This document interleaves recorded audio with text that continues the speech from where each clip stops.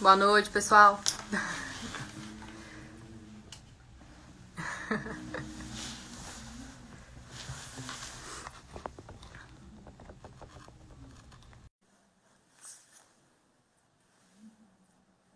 Estamos só esperando a gente se conectar com a professora. Boa noite, Boa professora. noite, tudo bem? Tudo certo? Boa noite a todos. Então, vamos começar a nossa live. Professora, nós do CA da Odonto temos a honra de te receber hoje em mais uma live da nossa série de lives. E hoje a gente recebe a professora Ellen, que é professora de Radiologia e Estomatologia na Universidade Estadual de Maringá e é administradora do INSA Stomat Lovers. Professora, sem mais delongas, o show é todo teu e nós estamos ansiosos para a tua aula. Muito obrigada. Eu que agradeço o convite. Já fazia um tempinho que eu não fazia nenhuma live por aqui, né? Não aparecia ao vivo assim, mas agradeço o convite do Centro Acadêmico e fico feliz, né, que os alunos da graduação se interessem por esses temas, né, pela estomatologia, que é algo que a gente vem lutando para que a estomatologia ela seja sempre lembrada, né? Então eu fico muito feliz. O mês de maio acabou, mas a gente precisa continuar lutando, prevenindo, né? Sempre, Cuidando né? dos nossos pacientes. Exatamente.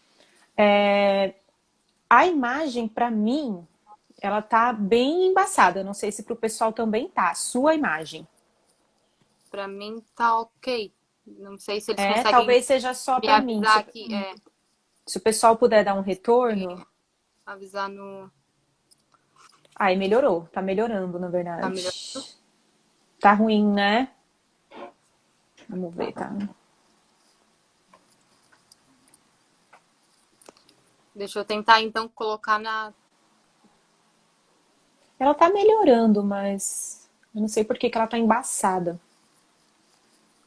Tá, eu vou colocar então na 3G para ver se fica melhor.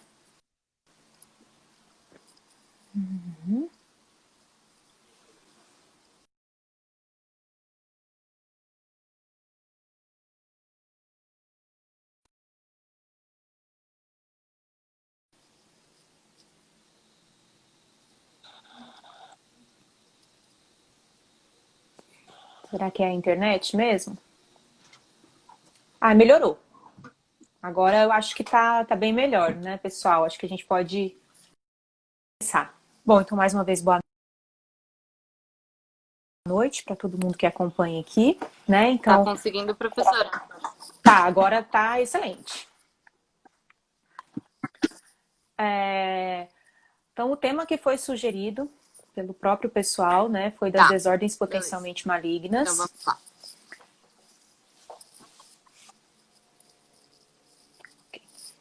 Eu falei um pouquinho sobre desordens potencialmente malignas na semana passada, em um evento online também, lá para o pessoal da Bahia.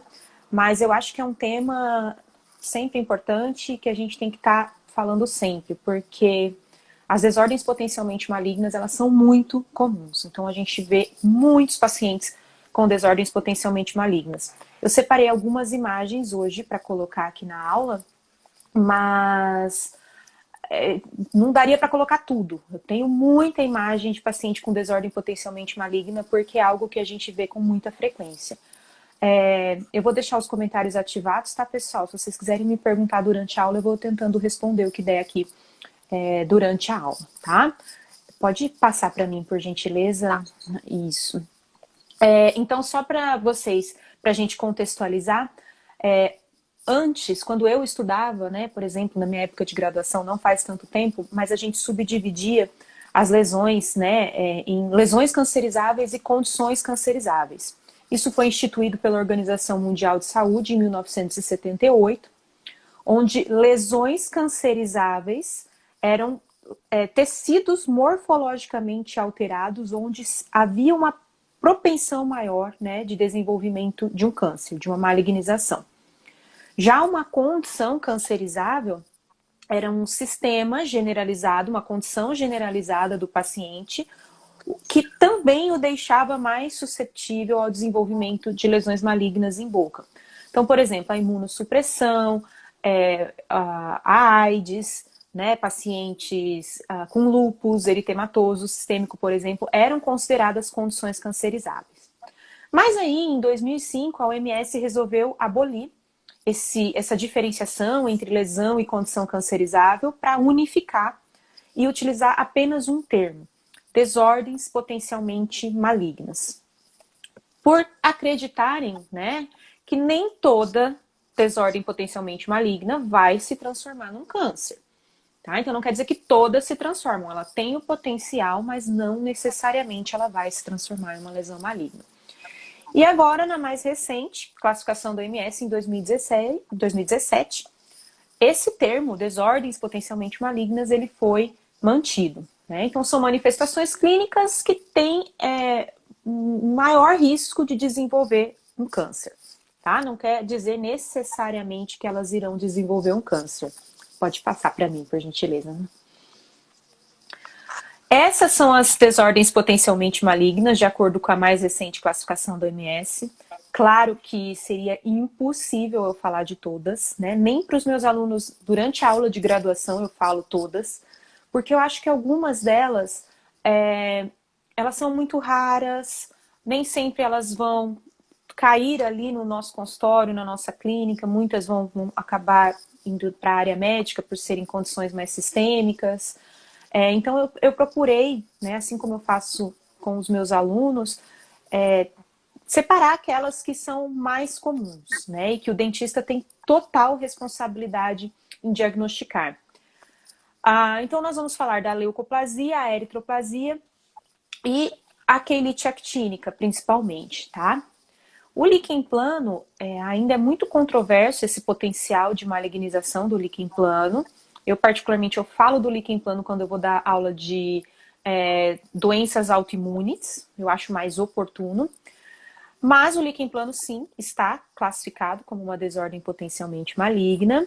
Líquen plano oral, em especial o subtipo erosivo. Tá joia? Só para vocês saberem, tá? Pode passar para mim, por favor.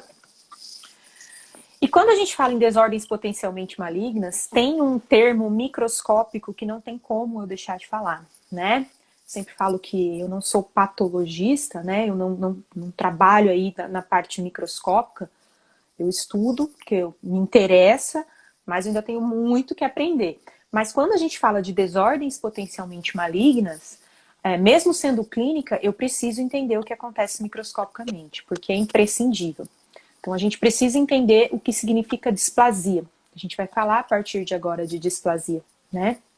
Então, displasia, eu costumo dizer que é o caminho de uma célula até se transformar numa célula maligna, tá? Não é, uma célula displásica não é uma célula maligna, mas ela está caminhando para isso. Então, ela vai sofrendo alterações morfológicas, como se fosse uma caminhada até a malignidade.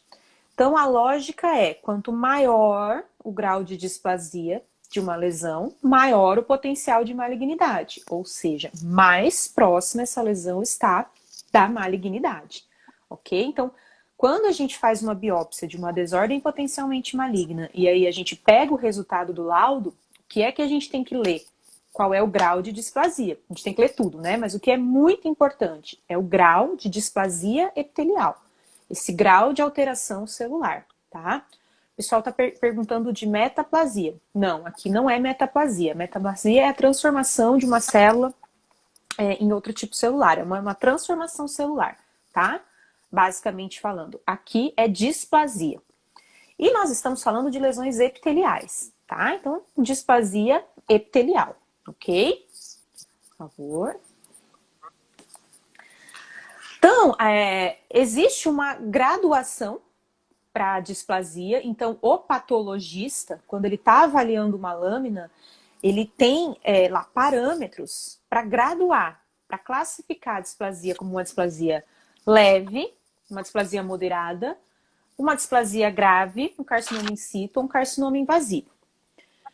Então, assim, até a displasia grave, a lesão ainda não é maligna, ela não é um câncer. Ela é uma lesão que está quase lá, mas ainda não é. Carcinoma in situ e carcinoma invasivo, carcinoma, né? Câncer de origem epitelial. aqui o paciente já tem uma neoplasia maligna, já tem um câncer, tá? Só fazendo um parênteses aqui, em 2017, a OMS, ela mudou um pouquinho essa graduação também, e hoje as displasias, elas são consideradas, as displasias graves e o carcinoma in situ não são mais diferenciados, tá? Embora muitos, né, patologistas ainda mandem o laudo pra gente, não, uma displasia grave, avançada, pela OMS já não se diferencia mais carcinoma in situ de displasia grave, tá? O carcinoma in situ é quando eu tenho displasia, então eu tenho alteração nas células epiteliais em toda a espessura do epitélio. Então, meu epitélio inteirinho, ele está displásico, ele tem alteração. Só que não rompeu a membrana basal e não invadiu o tecido conjuntivo. Quando isso acontece, né, a célula invade ali, a célula já é uma célula maligna, ela rompe a membrana basal e cai no tecido conjuntivo. Aí a gente já tem um carcinoma invasivo, que é pior porque ele vai ter capacidade de metastatizar, ok? Pode... Vamos ver se a imagem melhora um pouquinho, que tá bem pixelada. Mas acho que dá pra ver, acho que, pessoal, qualquer coisa avisa aí, tá? Vamos falar sobre a primeira das desordens potencialmente malignas, que é a leucoplasia. E ela não deixa de ser também uma das protagonistas, porque ela é a mais comum, tá? Ela é, de longe, assim, a desordem potencialmente maligna mais comum. Leuco quer dizer branco, plasia, placa. Então, por definição, a leucoplasia é uma placa ou uma mancha branca que não pode ser diagnosticado clínica ou microscopicamente como qualquer outra doença. O que isso quer dizer? Que, basicamente, um diagnóstico clínico de leucoplasia ele é feito por exclusão. Então, quando eu vejo uma lesão branca e eu excluir todas as outras possibilidades de lesões brancas, né? E essa semana eu tenho uma outra live só sobre lesões brancas, tá? Aí eu vou falar um pouquinho melhor sobre isso, mas eu excluí o nevo branco esponjoso, a candidose, eu excluí o líquen plano, eu excluí o leucoedema, a mucosa mordiscada. Depois que eu excluí todas as lesões brancas, aí eu penso na leucoplasia, tá? E leucoplasia é um termo estritamente clínico, tá? Na microscopia, o patologista não vê leucoplasia, ele vê grau de displasia. Então, o que vai vir no laudo lá vai ser o grau de displasia. Leucoplasia não é um nome de uma lesão microscópica, tá? A Nanda Paiva está perguntando se essa imagem poderia fazer diagnóstico diferencial com candidíase hiperplásica. Sim, né? Porque a candidíase ou candidose hiperplásica, ela é um subtipo de candidose que é uma placa que não é removível à raspagem. E ela pode, inclusive, ter o nome de candidose leucoplásica, porque são muito semelhantes, tá? E aí o diagnóstico, ele é microscópico ou terapêutico. A gente faz terapia com antifúngicos e vê se isso melhora, tá? Então vejam aí, ó, uma placa branca em mucosa jugal próximo à comissura labial não removível. Descartei todas as outras possibilidades, eu penso em leucoplasia, né? Ou as minhas hipóteses são leucoplasia, candidose hiperplásica, tá? Pode passar, por favor. Agora tá bem embaçado, peraí. Deixa eu ver aqui que imagem que é essa. Vamos ver se melhora um pouco pro pessoal. Eu tô agora pela móvel pra ver se... Tá melhorando. Tá bem complicado. Melhorou? Melhorou. Ainda não tá 100%, mas melhorou. A leucoplasia, pessoal, ela é uma placa branca, só que ela pode ter várias manifestações, tá? Ela pode ser de tudo quanto é tipo. Então, ela pode ser uma placa mais homogênea, como vocês veem nessa imagem, uma placa aí na superfície lingual, né, na região da gengiva. Então, ela pode ser mais homogênea, ela pode ser mais verrucosa, ela pode ser mais rugosa, ela pode ser mais nodular, como nessa imagem abaixo. E quando a gente tem, geralmente, quando a gente tem áreas mais verrucosas e mais nodulares, possivelmente na microscopia o grau de displasia é maior. tá? Então, geralmente há essa correlação clínica. Quando a gente faz a biópsia de uma área mais nodular, geralmente já tem ali um grau de displasia mais avançado, tá? O pessoal perguntou ali, quando o antifúngico não faz efeito, deve ser feita a biópsia? Exatamente. A gente passa o antifúngico, espera aí uns 15 dias, né, para perceber se houve efeito do antifúngico, pensando numa candidose hiperplásica, se não, biópsia, tá? Então, como eu falei, ela pode ser mais homogênea, ela pode ser mais nodular, pode passar. Ela pode ser mais localizada, como a gente vê nessa imagem acima, uma placa mais demarcada na região de palato duro, próxima à tuber de maxila. Então, uma região mais delimitada, uma placa um pouco mais homogênea também. E na imagem abaixo, a gente já vê uma placa bem mais difusa, né? Então, bem mais irregular. Então, a leucoplasia, ela pode ser tanto mais limitada, mais localizada, como também pode ser uma lesão mais difusa, né? Então, essas lesões difusas geralmente também são mais complicadas. O manejo dela é um pouquinho mais difícil, tá? Pode passar.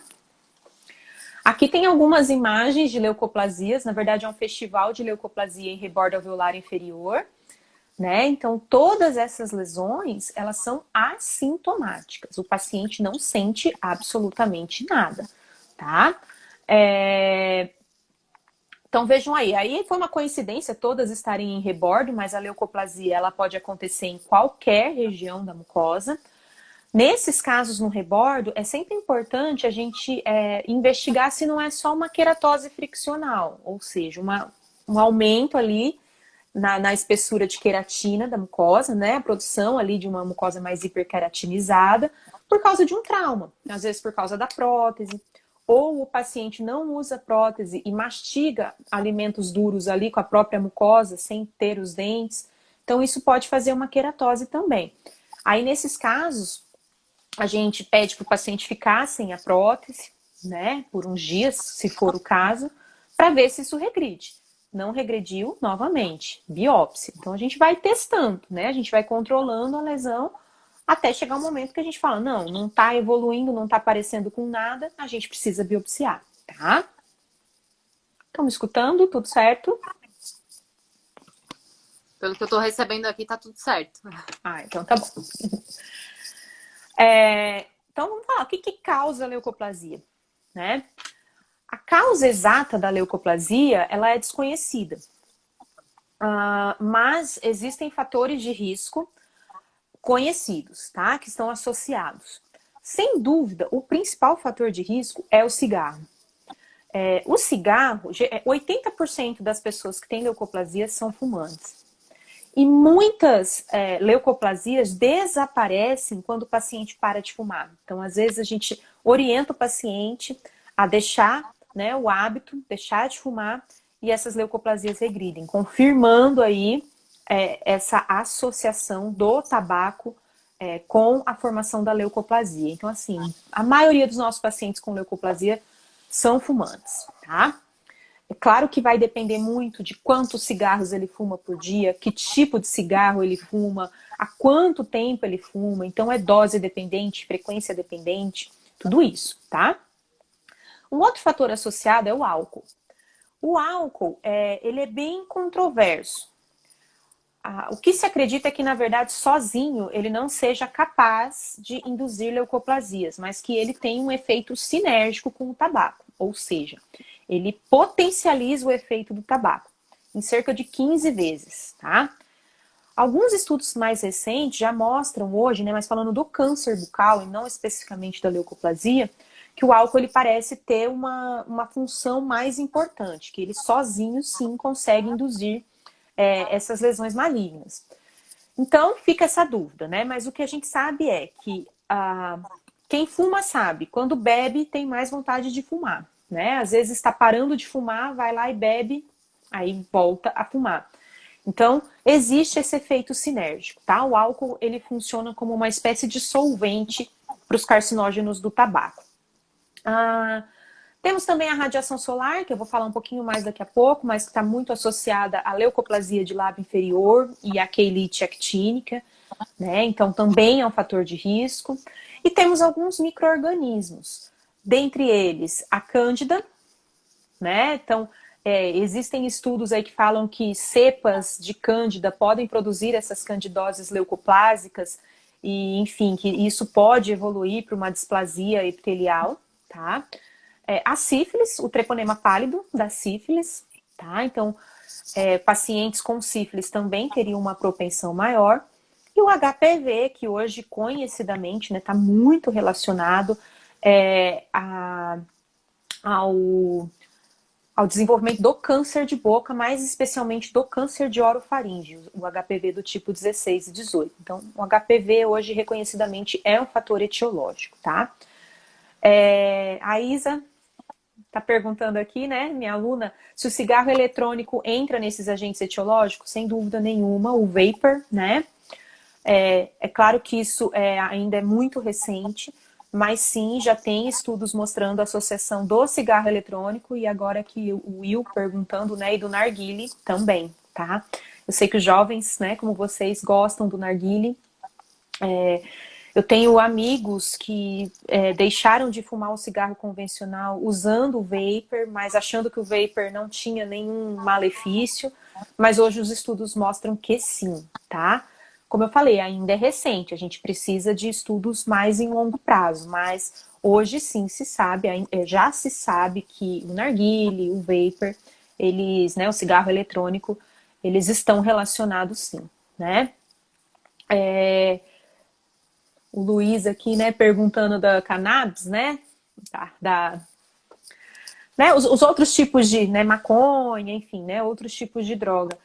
A maconha também é muito controversa, existem alguns relatos também, tá? Mas ela ainda é muito controversa, tá? Mas já foi relatado sim, ok? Varia muito, tá, gente? O tipo de cigarro, daqui a pouco eu vou comentar mais pra frente, no finalzinho, eu vou comentar com vocês sobre o cachimbo, cigarro sem filtro, cigarro, tabaco para mascar. Então, tudo depende muito da frequência, há quanto tempo a pessoa usa, né? E do tipo de cigarro, tá? Vamos passar para a próxima. Tá, vamos ver se a imagem melhora. Mas aqui eu coloquei qual é o diagnóstico diferencial da leucoplasia.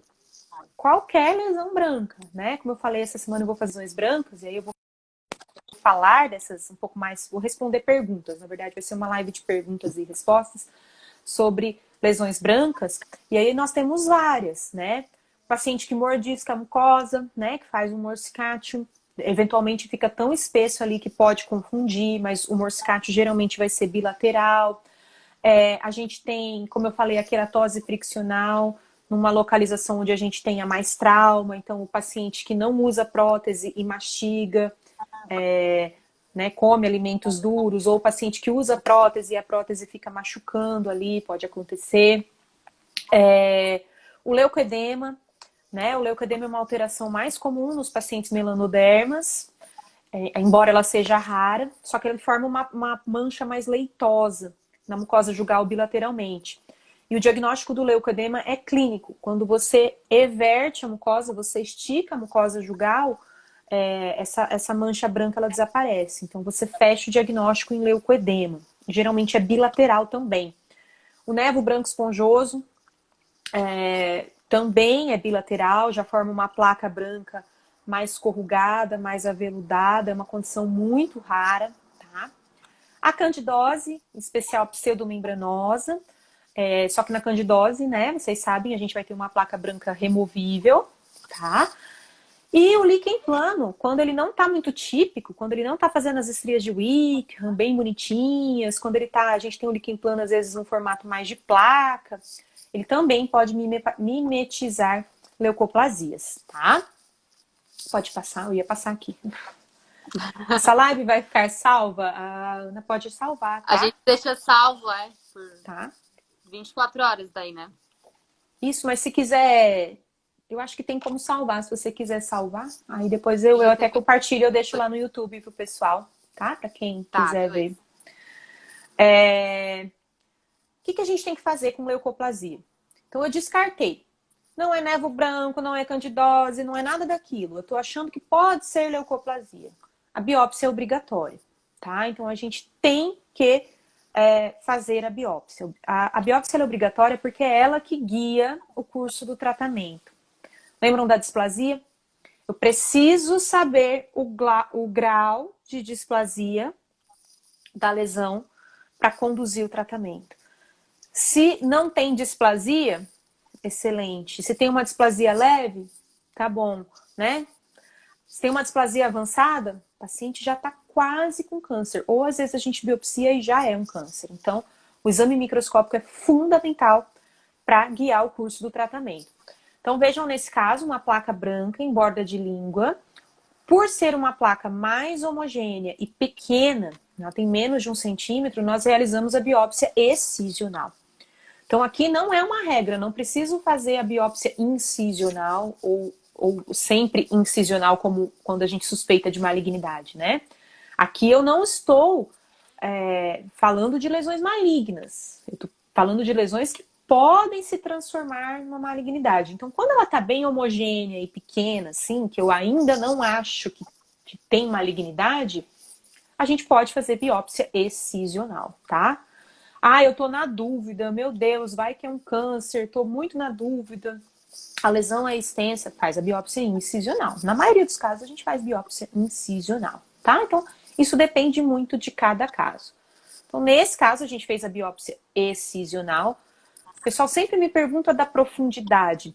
Vejam, gente, na terceira imagem, se vocês conseguirem ver, é superficial. Lógico que você não pode ser superficial demais, mas você não precisa chegar em plano muscular. A gente está falando, lembra, de lesões epiteliais. Então, são lesões mais superficiais aqui, tá? Bom, vamos passar. Então, aqui, ó, tem quem quiser dar um printzinho aí na tela, né? A hora que tá bem pixelado aqui para mim. Mas, basicamente, eu fiz a biópsia. E o resultado do meu exame microscópico é uma leucoplasia sem displasia ou com uma displasia leve. O que a gente tem que fazer?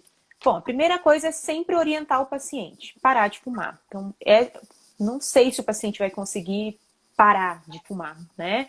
Mas é nossa obrigação, digamos assim, orientar, né? Então, eu tenho muitos pacientes que eles se assustam e eles conseguem parar de fumar, tá? Então, cessar o hábito sempre. Aqui, se eu fiz biópsia incisional, o que eu faço? Removo a lesão completamente e faço acompanhamentos a cada 6 meses, ok? Fiz a biópsia e o meu diagnóstico é de leucoplasia com displasia moderada até uma displasia grave. Também, cessar o hábito, tá? Então, orientar mais do que nunca. Fazer a remoção completa da lesão. Ah, mas a lesão é muito grande, muito extensa. A gente pode fazer isso em algumas etapas, não precisa removê-la completamente um dia só. Às vezes a gente tira um fragmento hoje, tira o restante numa próxima sessão. Laser cirúrgico, né? O pessoal usa o laser cirúrgico. Não é o laser, não é laser terapia para mucosite prata, não é esse laser, tá, pessoal? Aqui a laser terapia ela tá contraindicada. É laser cirúrgico, é cirurgia com laser, é um laser de alta potência, tá? É outro tipo de laser. E fazer um controle mais rigoroso nesses pacientes, um controle a cada 3 meses, tá? Mas eu biopsiei e já é um carcinoma in situ ou um carcinoma invasivo, eu encaminho para o médico. Porque aqui meu paciente já tem câncer, então ele tem que ser tratado pelo médico, não é mais por nós. A gente faz o diagnóstico e encaminha esse paciente para o médico, ok? Pode passar, né, por favor. Bom, e existe um subtipo de leucoplasia chamado leucoplasia verrucosa proliferativa. Quem é essa leucoplasia, tá? Ela é uma leucoplasia de alto risco. O que isso quer dizer? Quando a gente biopsia, geralmente já tem displasia avançada, tá? Então é pior, tá, para o paciente. Ela tem um desenvolvimento mais lento, ela não vai aparecer da noite para o dia. E, curiosamente, ela é mais comum nas mulheres e não tem relação com tabaco. Frequentemente são mulheres não fumantes, mulheres de meia idade e não fumantes, tá? Então é um tipo bem específico de leucoplasia verrucosa proliferativa, tá? Geralmente essas lesões elas são mais multifocais, o paciente não tem uma lesão apenas, o paciente vai ter vários focos de lesão, elas são mais difíceis da gente controlar, e aqui a progressão para um carcinoma espinocelular é maior. Frequentemente essas lesões evoluem para um carcinoma espinocelular. Clinicamente, ela forma placas mais verrucosas, mais aveludadas, e muitas vezes o principal diagnóstico diferencial é o carcinoma verrucoso de Ackermann, tá? É uma pena, né, gente? Eu sei que as imagens não estão... Eu acho que é a internet, né, Ana, mas... É E a a foto em internet, cima daí da a imagem não tem fica em como, cima, tá? né? Não tem como A arrumar. foto não tem como, tá, gente? Eu até tentei deixar tudo meio Tem alinhadinho para a alguns que esquerda, ficam mais mas... pro lado, né? Realmente, Isso, mas outros não tem não como, tem como. tá? A imagem tá um pouquinho melhor. Então, aqui, ó, inclusive, se vocês olharem a referência, eu coloquei aqui o Neville, na SOBEP de 2019. O ano passado, no Congresso da Sociedade Brasileira de Estomatologia, em Maceió, o Neville estava lá, né? E ele deu uma palestra só sobre leucoplasia verrucosa proliferativa. É um assunto que está bem alto, assim. Então, esses dados eu tirei da palestra dele, né? O que o Neville propõe para esses casos. Então, aqui a gente tem que geralmente fazer biópsias múltiplas, tá? Fazer acompanhamentos mais rigorosos. Como eu falei, são lesões mais difíceis de controlar, tá? Monitorar isso de perto, repetir a biópsia caso a lesão recidive ou mude, né, se altere clinicamente. E as lesões que têm displasia em alto grau, a gente tem que fazer um tratamento um pouco mais agressivo, porque esse paciente tem muita chance de evoluir para um câncer. Então, a gente realmente tem que remover a lesão para prevenir que isso progrida para um câncer, porque essa progressão ela acontece com bem mais frequência do que uma leucoplasia convencional, tá? Então, lembrem-se, a leucoplasia verrucosa proliferativa, mais comum em mulheres, não está associada ao tabaco, é mais multifocal, mais verrucosa e tem mais risco, porque a progressão para carcinoma espinocelular é maior, ok? Podemos passar. Agora vamos falar da eritroplasia. Essa é a única imagem que eu tenho de eritroplasia. Eu tenho muita imagem de leuco, não daria para pôr tudo aqui, mas eu tenho uma imagem só, que foi de um paciente lá da FOB USP, na minha época de mestrado ou doutorado, com uma eritroplasia, que na verdade nós biopsiamos e já era um carcinoma. Então não sei nem se eu posso falar uma eritroplasia, o paciente já tinha um câncer, tá? Mas vejam que é uma mancha, uma placa branca, vermelha, vermelha, bem demarcada, tá? Indolor. E a localização mais comum é assoalho de boca e face inferior, borda de língua. Que são locais mais perigosos porque são epitélios muito finos. Então a chance, né, de uma progressão para carcinoma é maior, assim como depois as chances de metástase. Então já é uma lesão geralmente com prognóstico pior, porque já acontece em regiões mais desfavoráveis, tá? E a eritroplasia, ela tem uma característica. Apesar dela ser bem mais rara que a leucoplasia, quando a gente faz biópsia, geralmente já tem displasia avançada ou já é um carcinoma, como nesse caso dessa imagem. Então, a hipótese clínica, uma eritroplasia, mas a biópsia já revelou um carcinoma. Então, quando a gente biopsia a área vermelha, geralmente o grau de displasia ele já está bem mais avançado, tá? Pode passar. E qual o diagnóstico diferencial da eritroplasia? Né? A eritroplasia é a mesma definição da leuco. Uma placa vermelha, uma mancha vermelha que não pode ser diagnosticada como qualquer outra lesão. Então, o diagnóstico é por exclusão, e o diagnóstico diferencial vão ser outras lesões vermelhas, como uma candidose eritematosa, que vai regredir com antifúngicos, né? As mucosites, pós-quimioterapia, pós-radioterapia, só que na mucosite o paciente vai ter ulcerações, vai ter dor. Assim como no líquen plano-erosivo, no lúpus eritematoso ou nas doenças autoimunes em geral, onde eu posso ter exulcerações avermelhadas, mas geralmente são dolorosas. E na eritroplasia, geralmente, a gente não tem dor, tá? A eritroplasia, ela é mais encontrada em homens com mais de 65 anos de idade e geralmente tabagistas e alcoolistas. Aqui, na eritroplasia, o álcool parece ter um efeito um pouco mais importante na patogênese do que lá nas leucoplasias, tá? Então aqui, tabaco e álcool geralmente estão relacionados, ok? Tá. É muito mais comum a gente ver eritroleucoplasias, e aí eu tenho alguns casos, do que a eritroplasia pura, apenas a placa vermelha, tá? Então, eritroleuco, a gente vê bastante. Pode ser eritroleucoplasia, ou leucoeritroplasia, ou leucoplasia salpicada, tá? Qualquer um desses termos. Que aí é uma mistura de áreas vermelhas e áreas brancas. Como vocês veem nessa imagem em borda de língua. A gente tem uma placa branca, mas tem um ponto ali um pouco mais anterior que eu tenho uma área mais vermelha.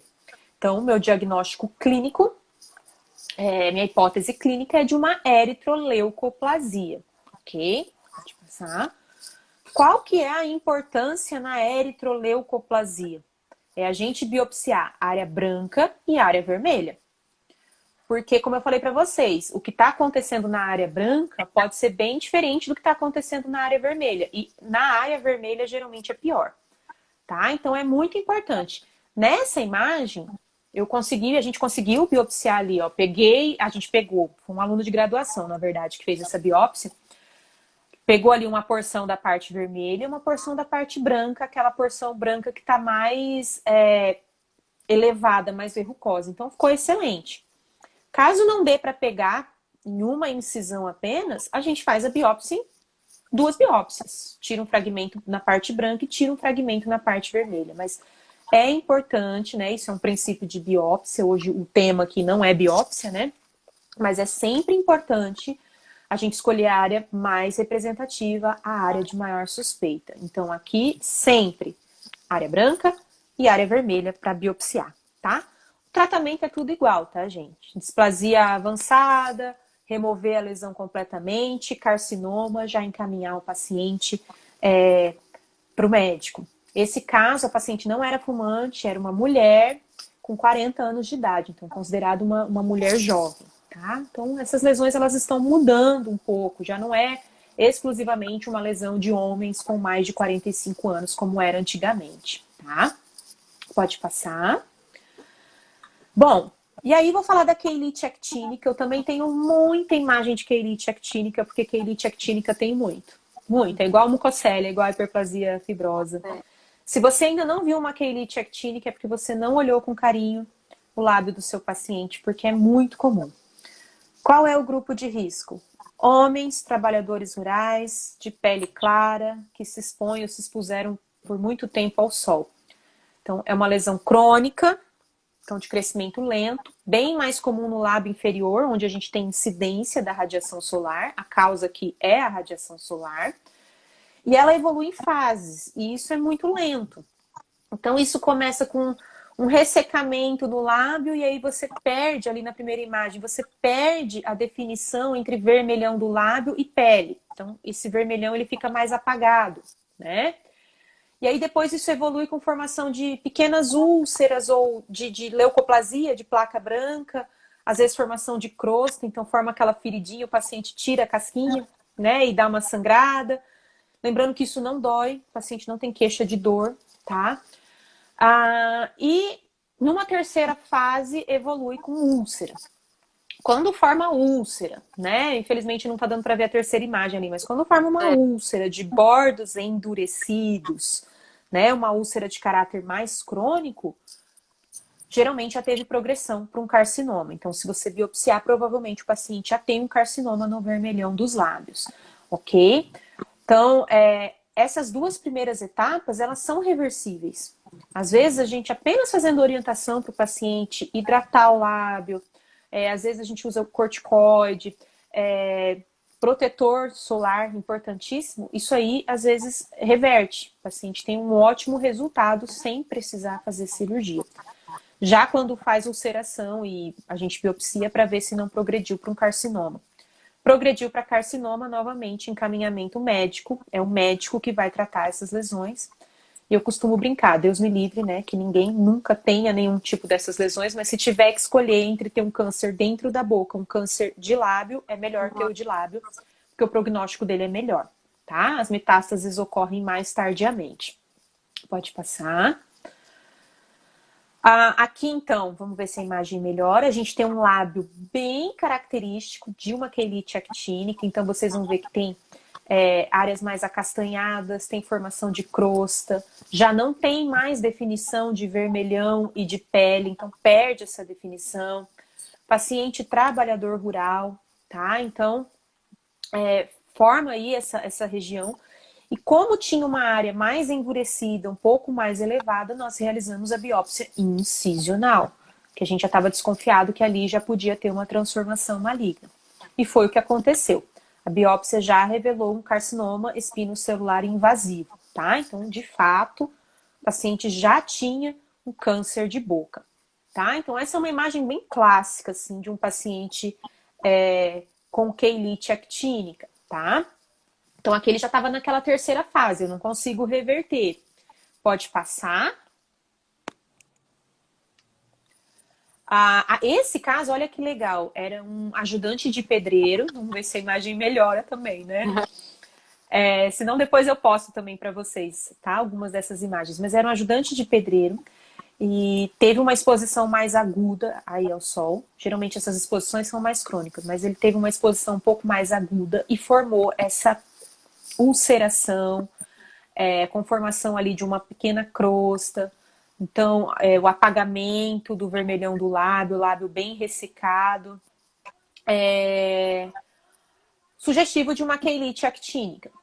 O que a gente fez nesse caso? Antes de biopsiar, a gente fez uma tentativa de um tratamento. A gente passou o protetor labial, que o paciente tem que usar para sempre, tá?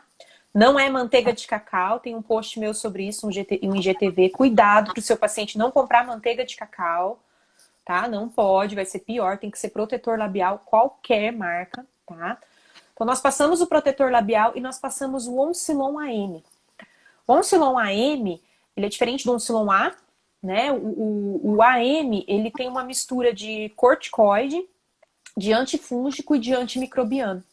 E com 15 dias fazendo essa terapia, o lábio dele ficou novinho em folha. Então, não precisou fazer uma biópsia.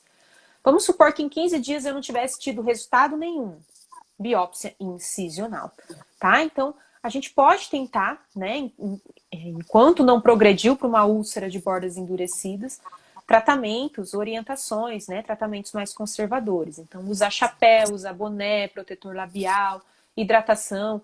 Hidratação labial, eu gosto muito do Bepantol, pode ser o Bepantol Baby, aquele para assadura de neném, ajuda muito, tá? O paciente passar a noite, porque geralmente são homens, né? Eles não querem passar durante o dia. A mulher tem bem menos quelite actínica que os homens, até porque essas profissões expostas ao sol geralmente são mais inerentes né, ao longo dos anos, sempre foram mais comuns entre os homens, e hoje e as mulheres também usam batom. Tá? Então o batom ele acaba tendo um fator de proteção aí. Então é 10 vezes mais comum nos homens do que nas mulheres, tá? Pode passar. E quando eu faço a biópsia e a minha displasia é avançada, tá? Já tá bem sério, mas ainda não é câncer, não é uma lesão maligna, a gente pode optar por uma cirurgia chamada vermelhectomia, que é a remoção de todo o vermelhão labial. Essa cirurgia é feita pelo dentista, tá? Não precisa ser feita pelo médico, porque o paciente aqui não tem um câncer, ele tem uma displasia avançada. Então, é a remoção horizontal mesmo do vermelhão do lábio, tá? Vejam esse paciente, a displasia estava bem avançada. Quando a gente olha a segunda imagem da sutura, dá a impressão que o paciente nunca mais vai ter um lábio digno, né? Mas vejam, ó, que ao longo do tempo, a imagem ali de baixo é o pós-operatório, se eu não me engano, de 1 ano. E as últimas imagens, um pós-operatório de 3 anos. Então, esse lábio, ele vai se readaptando, ó, e o lábio dele é um lábio bem aceitável, né? E orientação para o resto da vida. Protetor labial, vejam que são sempre pacientes muito clarinhos, né? Protetor labial, hidratação à noite. Então, esses cuidados, eles devem ser mantidos, tá? Pode passar. E aqui já é para finalizar, tá? E aí eu vou responder as perguntas de vocês. Nós temos algumas outras desordens potencialmente malignas relacionadas ao tabaco mesmo, tá? Diretamente, aí, sabidamente relacionadas ao tabaco. Uma delas é a estomatite nicotínica, que existe uma controvérsia se ela realmente é uma desordem potencialmente maligna, porque ela é reversível ela também reverte, né, após a remoção da causa. Mas, enfim, ela é geralmente causada muito mais pelo calor do cigarro do que pelos agentes químicos, tá? Do tabaco. Ela já foi muito mais relacionada ao cachimbo. Hoje em dia é difícil a gente ver alguém fumar cachimbo, mas ainda tem, né? E ela também pode acontecer para o pessoal aí mais do sul, que gosta de chimarrão, também associada ao calor, bebidas muito quentes, né? Então, os gaúchos, o pessoal mais do sul que tem o costume de tomar chimarrão, pode ser um fator de risco também. E caracteristicamente, a estomatite nicotínica forma essas pápulas no palato, tá? Ela acontece no palato, e essas pápulas têm um centro pontilhado vermelho. Esse centro pontilhado vermelho são glândulas salivares menores, inflamadas e metaplasicamente alteradas, tá? Depois isso evolui para uma mucosa mais esbranquiçada, mais acinzentada, e essa queratina do palato ela pode ficar tão espessa que ela vai rachando e fica parecendo o barro seco, sabe? O chão do sertão fica parecendo aquele barro seco no estágio mais avançado. A boa notícia é que, como eu falei, se o paciente parar de fumar, tem casos relatados aí de 6 semanas depois do paciente parar de fumar, a mucosa voltar completamente ao normal. Então, ela é irreversível após a remoção da causa, tá? E nós temos ali a segunda imagem, é chamada de queratose da bolsa de tabaco. Eu não sei se vocês conhecem alguém ou se alguém faz isso, mas mascar fumo, né? É muito comum, também tem o rapé, é muito comum em algumas culturas mais orientais, tá? Mas a gente tem o tabaco de mascar. Aqui na minha região, como é uma região muito agrícola, tem muita gente que masca o tabaco, tá? Eu brinco, né, que durante a graduação eu tinha amigos que mascavam, geralmente o pessoal mais agronomia, esse pessoal mais, eu brinco, pessoal mais rústico gosta de mascar, né, alguns gostam de mascar. E como é que eu vou dizer? Vocês estão vendo ali na imagem, tá? Parece uma terrinha assim, mas é uma máscara mesmo que você põe e eles alojam geralmente aqui, ó. Tá? Em fundo de sulco na região anterior. E aí o que pode, como ali o tabaco, ele fica em íntimo contato na região, e aí forma essa bolsa que vocês estão vendo ali, ó, uma leucoplasia mesmo ali na região. E o índice de malignização é alto, tá? Dessas lesões. Também é muito comum o paciente ter recessão gengival, começar a ter recessão gengival ali na região dos incisivos inferiores. Então, esse fumo de mascar, né? Que, aliás, é desagradável, né? Porque eles têm que ficar cuspindo toda hora. Eu tinha um amigo que mascava muito fumo e a gente saía às vezes para jantar, né? Todo mundo, ele pedia chegava no restaurante e pedia um copo descartável para ficar cuspindo no copo. Eu brigava um monte com ele.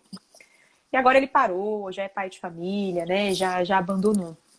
Mas existe, tá? E parece ter um efeito até pior do que o cigarro normal, ok? Dentre essas lesões que eu falei para vocês, qual tem o maior potencial de malignização? A leucoplasia verrucosa proliferativa, tá? Lembra aquela que acontece em mulheres, geralmente mulheres não fumantes, tá? Em segundo lugar, a eritroplasia. A eritroplasia também geralmente já tem uma displasia bem avançada, tá joia? Bom, vou tentar responder algumas perguntas aqui. O Jair Bolsonaro tem quelite actínica? Eu acho que sim. Não fiz um exame mais detalhado, mas aparentemente sim. Eu sempre vejo pacientes assim, A gente fica louco, né? Na igreja, na rua, fala, ai meu Deus, tem que ir actina, que vontade de ir lá falar para ele usar um protetor labial. A gente fica parando, né? Aham, sempre, dentista, né? Raça. Assintomáticos, eu não lembro aqui, Marcos, eu não lembro em qual situação você perguntou, mas todas essas lesões que eu mostrei são assintomáticas, tá? Todas assintomáticas, o paciente não tem dor. Para candidose hiperplásica, né? Quais opções de antifúngico? Aqui a gente já tá falando da candidose, tá, pessoal? Nistatina, pode ser a nistatina, 1 para 100 mil. Paciente bochecha, uma colher de sopa, 3 a 4 vezes ao dia, por 14 dias, geralmente eu prescrevo, tá? Se for uma região mais localizada, pode ser o miconazol, o Dactarin gel, também 3 a 4 vezes por dia durante uns 15 dias, tá? O pessoal perguntou que alguém perguntou sobre o armazenamento da biópsia, Isso, né? mas acho Mas que tá entendido. já responderam, o Luiz já respondeu aqui, né? Mas é bem isso, é em formol. Geralmente esse frasco de formol o laboratório de patologia te fornece, então você liga, eles te mandam, te enviam, ou você busca os frasquinhos de formol. E como ele falou, pelo menos 10 a 20 vezes mais formol do que o tamanho da pecinha, tá? Uso depois da biópsia, eu não sei o que era aqui. O pessoal toma Creio que bastante era do chimarrão, protetor né? labial, porque foi na hora que tu estavas falando. Ah, o protetor labial?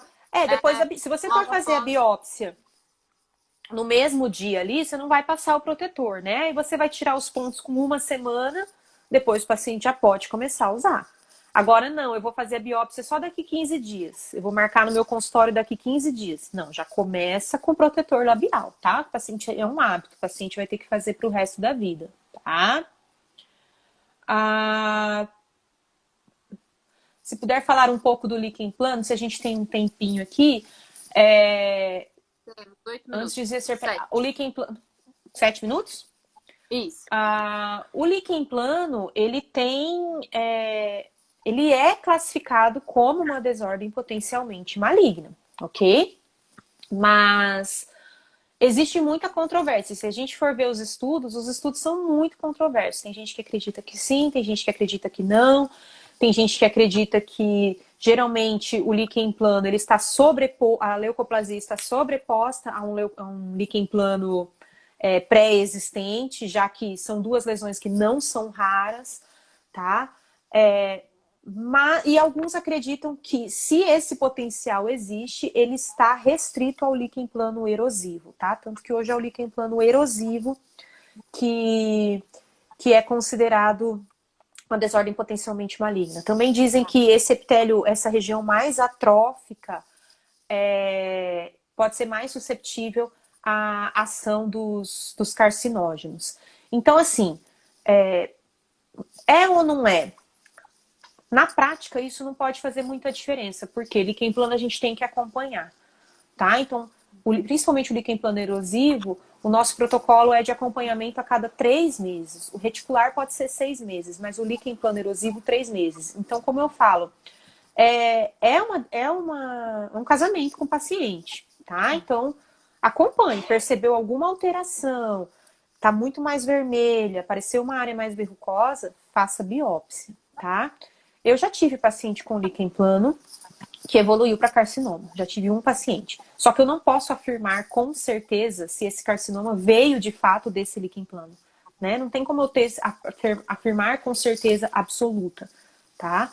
Mas por isso a importância de controlar, tá? Monitorar esses pacientes bem de perto. As desordens potencialmente malignas podem evoluir e desaparecer? Geralmente não. O que pode acontecer é o paciente parou de fumar, você tirou o hábito, a leucoplasia regredir.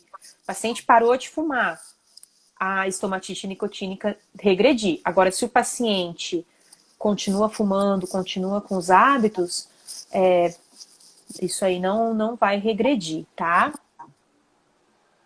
Doutor René da Argentina, olha que chique. Buenas noches, sigam o Instagram dele, é maravilhoso, ele tem casos lindos. Doutor, não tenho uma opinião sobre a leucoplasia idiopática. Não tenho casuística e não tenho uma opinião formada. Sobre leucoplasia idiopática, existem alguns casos de leucoplasia onde a gente não tem um fator associado, tá? E aí são chamadas de leucoplasias idiopáticas. Mas, como eu falei, né, a causa da leucoplasia, ela é desconhecida. Existem fatores associados, mas a causa específica, ela é desconhecida, tá? A etiologia específica. Se o doutor puder, às vezes, se tiver alguma opinião aí mais consistente, porque eu realmente não tenho, assim, uma opinião formada sobre esses casos, eu não tenho nem casuística. Se o doutor quiser dar a sua opinião, sempre super bem-vindo, né? Postar lá pra gente alguma coisa do tipo. Claro. Tem um Instagram super, super legal. Paciente... não entendi. Paciente com que sempre faço biópsia se tiver úlcera e crosta? Eu não entendi, Rodrigo, a pergunta, mas assim, queilite actínica, Deve ser com fez quelite. úlcera, faça biópsia. A crosta não necessariamente, até porque não adianta a gente biopsiar a crosta, tá? A crosta não vai me dar nenhuma imagem, não vai me dar imagem microscópica, a gente tem que evitar a área de crosta, mas úlcera tem que biopsiar, tá? Se puder passar o próximo slide só, vou começar a finalizar, se tiver mais alguma coisa. Graças, doutor, um prazer muito grande.